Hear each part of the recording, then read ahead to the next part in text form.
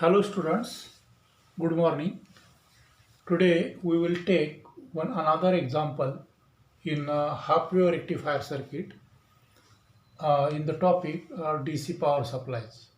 Okay, so it is example number 4. A diode having internal resistance RF is equal to 20 ohm. A diode having internal resistance RF is equal to 20 ohm. RF means it is the forward resistance of the diode and it is 20 ohm.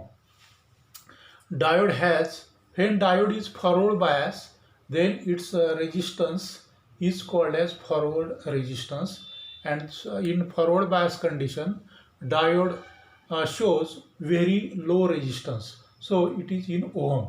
So RF is equal to 20 ohm. When diode is forward bias, then it is called as RF or forward resistance. So RF is 20 ohm. In forward bias condition, forward resistance is very low and it is in ohm. So RF is equal to 20 ohm.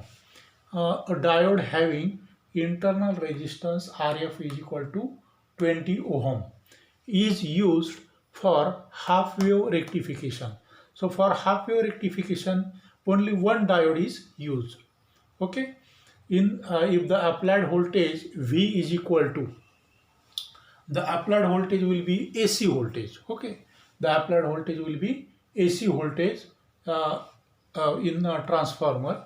So if the applied voltage V is equal to 60 sine omega t, V is equal to 60 sine omega t, and load resistance RL is equal to 700 ohm. So the load resistance is connected, always connected to output terminals of the rectifier circuit. So RL is equal to 700 ohm. Find first IP. IP means peak current. IP means peak current. Then IDC, that is a DC load current. Then IRMS, current in RMS form, root mean square. RMS means root mean square. So IRMS, IP, IDC, IRMS. Then AC power input, AC power input, and DC power output. Then third, DC output voltage, that is VDC. DC output voltage VDC. We know that DC output voltage for half wave rectifier is a Vp upon pi, and for full wave rectifier it is 2 Vp upon pi. So solution, given V, V means input voltage, it is 60 sine omega t. This voltage is applied to the rectifier circuit from transformer, secondary voltage of the transformer. It is the secondary voltage of the transformer, and it is since it is AC, so it is in AC form. So V is equal to 60 sine omega t. Here 60 is the peak voltage. 60 is the peak voltage Vp or Vm. So V is equal to Vm sine omega t, and Vm means Vp. So Vp is 60 volt. Vp is Vp means peak value. So if this peak value is 60 or peak voltage is 60. Okay. Then that is maximum voltage. Vp means peak voltage or maximum voltage. Vp is 60 volt. Okay. Now first we have to calculate IP. IP means peak current. Peak current. So we know that I is equal to V upon R. I is equal to V upon R. So here IP is equal to Vp upon Rf plus RL, where Rf is the forward resistance of diode. Forward when diode is forward bias, its resistance is 20 ohm, and plus RL means load resistance, it is 700 ohm.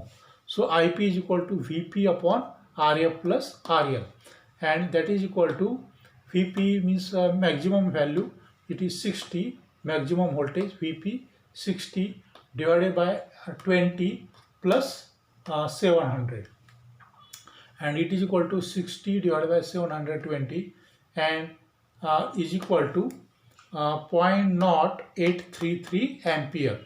0.0833 ampere, and it is converted into milliampere. So in milliampere it is 83.3 milliampere. Okay, so this is the value of IP, that is peak current. Now IDC. IDC means a DC current. IDC is equal to IP upon pi. IP upon pi, and it is equal to 83.3 divided by 3.14 and is equal to 26.52 milliampere. Okay, now IRMS. So current in RMS form is equal to IP upon root 2. IP upon root 2. We know that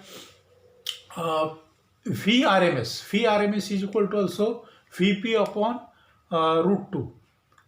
Where 1 upon root 2 means 0.707. 1 upon root 2 means 0.707, and the value of root 2 is 1.414. So 83.3 divided by root 2, that is 83.3 divided by 1.414.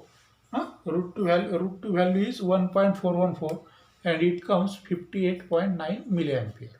Okay, now we have to calculate AC power input.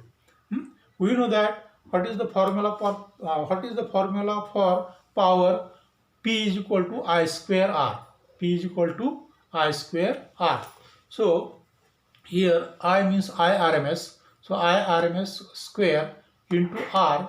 R means total resistance. We have to take total resistance, that is RA plus RL. So IRMS square into RA plus RL, that is 58.9 into this current is in milliampere.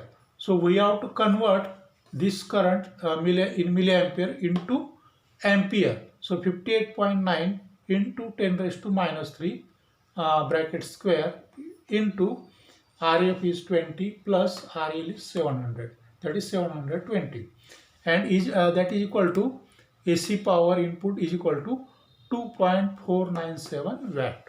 Okay, now we have to calculate DC power output. DC power output. So power, what is the formula for power? It is I square into R. So DC power output is equal to I square DC into RL. So IDC is 26.52 milliampere. IDC is 26.52 milliampere. So 26.52 into 10 raised to minus 3, because this current is in milliampere. So we have to convert this into ampere. So 26.52 into 10 raised to minus 3. This current is in now in ampere, bracket square I square into RL 700 700, yes. Because load resistance is 700 ohm. So DC power output, because only load resistance is connected to the output, so it is taken 700 and it is equal to 0.4923 watt. Now DC output voltage is equal to IDC into RL, because V is equal to I into R. V is equal to I into R. So here IDC, that is DC current, into RL. RL means load resistance, I into R, and it is equal to 26. IDC is 26.52. This current is in milliampere, so it should be converted into ampere. So 26.52 into 10 raised to minus 3. This is the current in ampere, and into RL 700 ohm, and it is equal to 18.56 volt. Also you can calculate DC output voltage VDC is equal to Vm upon pi, or VDC upon Vp upon pi. DC output voltage VDC is equal to Vm upon pi or Vp upon pi, where Vp is Vp means 60 volt. Vp means 60 volt or Vm. Vp is equal to 60 divided by 3.14, 60 divided by 3.14, and it comes nearly equal to 18.56 volt. Okay, so we will stop here.